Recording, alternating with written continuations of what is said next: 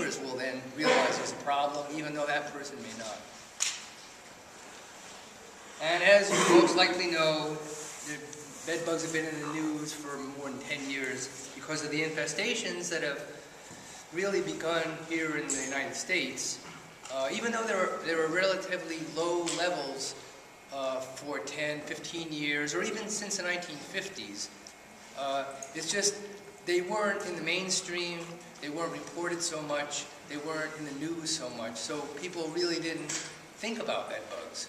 And that's one of the reasons why we have a problem now, is no one really was aware of bed bug issues and never thought about, traveling and picking bed bugs up, or never thought about going to stores and picking bed bugs up, which is sort of a relatively new occurrence of them being in stores. But if you have a bed bug problem in a home, it's very easy to bring them to work. It's very easy to bring them to a store. On returns of items, if they're infested, they go to the store. The store doesn't worry or think anything about bed bugs. They put that item back on the shelf. Let's see. In very many of the New York City papers, this free one, there's a lot of stories on bed bugs, one I worked with. And here, I was making sure that we had a ruler next to all sizes of bed bugs. Because one thing you realize about bed bugs is, one, they're not restricted to beds, and two, they're not all reddish brown and around a 1/4 inch long. That's only the adult bed bug. When everyone here was born, they didn't look like they do now. You started out as a little baby. Bed bugs start out as 1 millimeter in length. So that's about the thickness of a credit card is the length of a bed bug when it hatches from an egg. And it's pale colored. More articles. This was a book, an article written about, bed bugs. So I was part of this article. There was one in a book on called Dark Banquet, a friend of mine wrote, because he works on vampire bats, and there's 3 species of vampire bats. So he wrote this book, and chapter 7, I believe, was the bed bug chapter. So if you want to get it, it's nice. It's in softcover edition.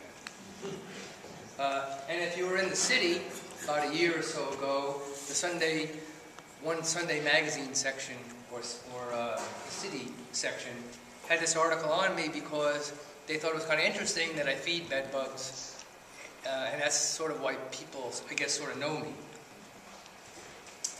This is just a technical aspect of what bed bugs are. It's in the insect order Leptra.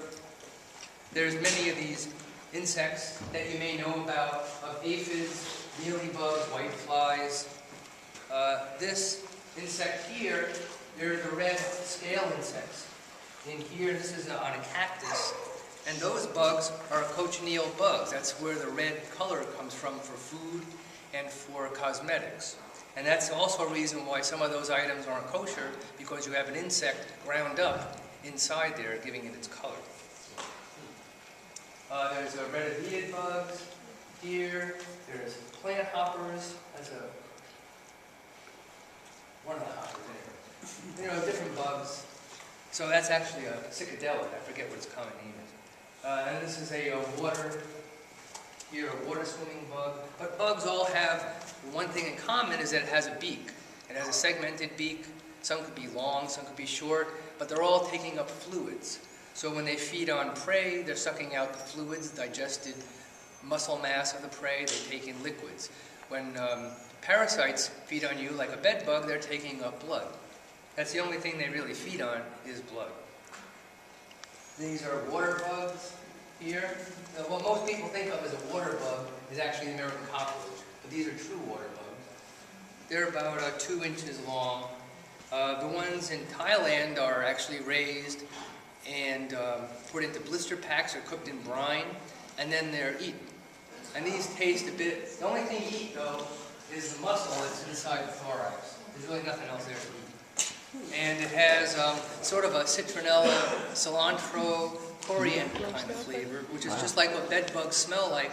When you bother them, they produce an alarm pheromone, which isn't actually the alarm pheromone isn't what the dogs pick up on, but the dogs will pick up on their normal body smell. Let's see, we'll skip this part. And many of the bedbug females lay a few hundred eggs in their lifetime. 500 is pretty high, and not many of them really get that far. And often everyone reports that fed adult bedbugs can live more than a year without food. But that, if you kept them at 95 degrees, they last maybe a month. If you keep them at 55 degrees, they can last probably a year or more. That's no problem. But in our homes, they'll last with no effort. And if they fed once, the adults fed once, they could last many months without eating. And that's the problem, of course. If you leave your home and have it empty, they're just going to be more hungry. They're not going to die from not eating. The other thing is traumatic insemination, is what so many people know about with bed bugs. There's a few other insects that do this. It's when the male is mating, and I don't know if I have a picture later, about the whole thing with that is that the male is actually injecting sperm into the membrane in the abdomen. But actually, over evolutionary time, there are certain structures there that allow this to happen. So it isn't something that's abnormal, and it's just traumatic physically, just by cutting. It's not a psychological trauma to that bed bug at all. Is that traumatic for the male or the female? No, female. The female is what's actually cut. And there's a specialized structure there, so you can actually see matings that have occurred because there's scar tissue in that area. Most bed bugs are nocturnal. Well, the problem with this bed bug, it's Cimex lectularius, which is the common bed bug. There's over 90 species of bed bugs. Most of those are associated with either a particular bird or bat host, and they really never see people. And on occasion, as Dana Pest Control sent me some bat bugs that were from a person's home, and those were feeding on people. But they're normally on the regular bat host.